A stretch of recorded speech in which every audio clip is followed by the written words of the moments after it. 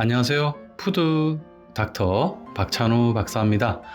음식 인문학에 대해서 알려드리고 있는데요. 오이로 만든 피클에 보면 원래 우리 집에서 자를 때 매끈하잖아요. 근데 햄버거집에 나오는 그런 피클을 보면 이렇게 홈이 파져 있습니다. 왜 그럴까요?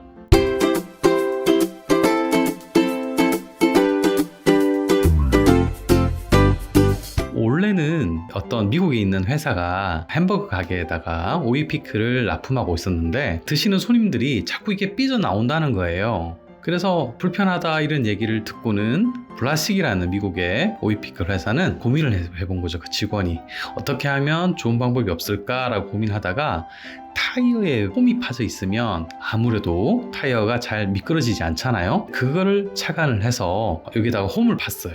햄버거나 이런데 샌드위치 집어넣었더니 의외로 잘 안 삐져나오는 거죠. 아주 좋은 아이디어라고 할 수 있는데요. 오이의 어떤 모양을 가지고 오이의 한자를 가지고 어떤 말이 생긴 게 있는데요. 바로 관연한 딸이라는 뜻입니다.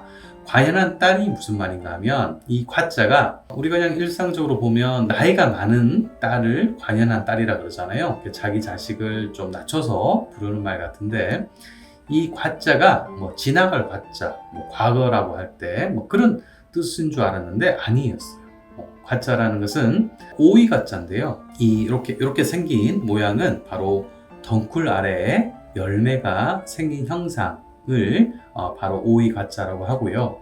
이 오이 가짜가 자꾸 모양이 바뀌면서 이게 이제 오이 가짜라는 현대의 그 모양으로 된 겁니다. 근데 요거를 반을 딱 잘라 보면은 8팔자가 두 개가 나눠집니다. 이 두 개를 숫자로 더해 보면 16이 되는데요.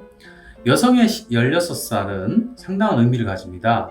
여성이 초경을 하는 나이가 16살 전후인데요. 물론 시대에 따라서 점점 빨라지기도 하고 있습니다. 근데 이 초경을 한다는 뜻은 바로 임신과 출산이 가능하다는 나이입니다. 그래서 관연한 딸이라는 말은 바로 결혼을 가능케 하는 결혼 정년기다라는 뜻으로 보시는 게 맞겠습니다.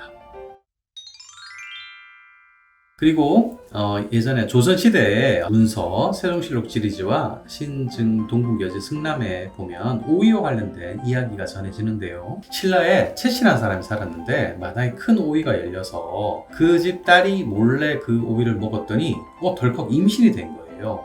상식적으로 보더라도 말이 안 되지 않습니까? 남녀 간의 어떤 관계에 의해서 임신을 한 게 아니라 오이만 먹었는데 임신이 된 거예요. 그래서 아들을 낳았는데 부모가 없는 이제 아기가 된 거죠. 그래서 부모는 숲에 버렸답니다, 아기를. 그래서 그 딸은 엄마니까 당연히 숲에 가서 아기를 찾았는데 비둘기가 날개로 이렇게 덮고 아기를 보호하고 키우고 있었다고 합니다. 그래서 아기를 다시 데려왔는데 그 아기가 자라서 승려가 됐고 이 사람이 바로 통일신라 시대의 어떤 유명한 승려이자 풍수지리설의 대가인 도성국사다라고 이 문헌에는 기록이 되어 있었습니다. 또 하나 신비한 이야기가 있는데요. 태조 왕건을 도와서 고려 건국에 큰 공을 세운 바로 채응에 관련된 얘기입니다. 채응을 임신했을 때 집에서 키우던 오이 줄기에서 이상하게도 참외가 열렸다고 합니다.